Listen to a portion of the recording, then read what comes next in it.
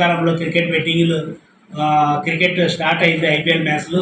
దీంట్లో ఎవరైనా కానీ క్రికెట్ బెట్టింగ్లకి పాల్పడి ఆన్లైన్లో మోసాలకి లోబడి ఎవరైనా కానీ క్రికెట్ బెట్టింగ్ ఆడినా మా దృష్టికి తెస్తే కన్నా వాళ్ళపైన కఠినంగా చట్టపరమైన చర్యలు తీసుకోబడతాయి.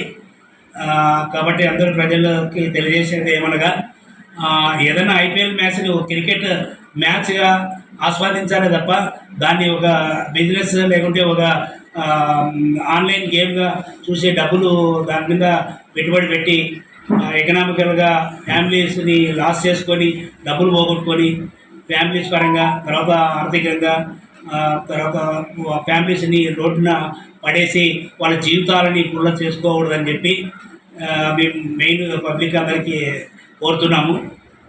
ఈ లోపల అటువంటివి సమాచారం ఏదైనా ఇల్లీగల్ యాక్టివిటీస్, గ్యాంబ్లింగ్ కానీ, మటకా కానీ, క్రికెట్ బెట్టింగ్ కానీ, ఏ రకమైనటువంటి ఇల్లీగల్ యాక్టివిటీస్ ఏదైనా మీ దృష్టికి వస్తే ఎస్ఐ గారికి కానీ, నార్పల్ ఎస్ఐ గారికి కానీ, నాకు కానీ ఎప్పుడైనా కూడా ఎనీ టైం మీరు చెప్పచ్చు.